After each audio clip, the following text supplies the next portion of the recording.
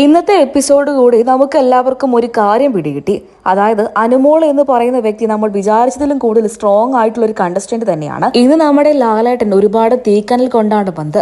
ആ തീക്കനലൊക്കെ തന്നെയും അനുവിന്റെ നേർക്ക് എറിഞ്ഞു എന്ന് പറഞ്ഞേ മതിയാകൂ.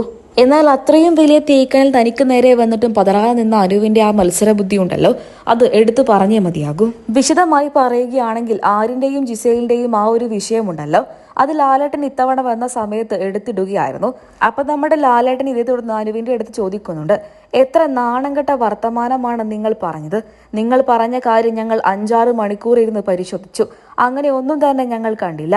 അങ്ങനെയുള്ള സ്ഥിതിക്ക് നിങ്ങൾ പറഞ്ഞത് കള്ളമാണ് എന്ന് നമ്മുടെ ലാലേട്ടൻ വീണ്ടും വീണ്ടും ആവർത്തിച്ച് പറയുന്നുണ്ട്. എന്നാൽ അനു ഒട്ടും തന്നെ വിട്ടുകൊടുക്കാൻ തയ്യാറല്ല.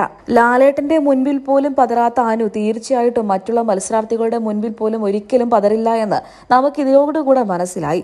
നമ്മളെല്ലാവരും ബിഗ് ബോസിലെ ഏറ്റവും വലിയ സ്ട്രോങ് കണ്ടസ്റ്റന്റ് അക്ബർ ആണ് എന്നാണ് പ്രതീക്ഷിക്കാറുള്ളത്.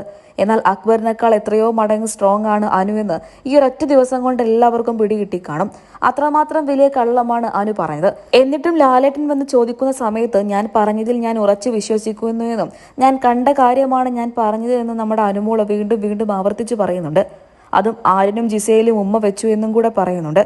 കുടുംബ പ്രേക്ഷകർ കാണുന്ന ഒരു ഷോയല്ലേ അവരിങ്ങനെ കാണിച്ചത് മോശമായി എന്ന് ലാലേട്ടന്റെ മുഖത്ത് നോക്കി വീണ്ടും വീണ്ടും അനുമോൾ പറയുന്നു. ഇങ്ങനെ ഈ കാര്യത്തിൽ അനുമോൾ ഉറച്ചു നിൽക്കുന്ന സമയത്ത് ലാലേട്ടനും ബിഗ് ബോസും കൂടെ കള്ളം പറയുകയാണ് എന്ന് വേണമെങ്കിൽ പോലും പ്രേക്ഷകർക്ക് പറയാം.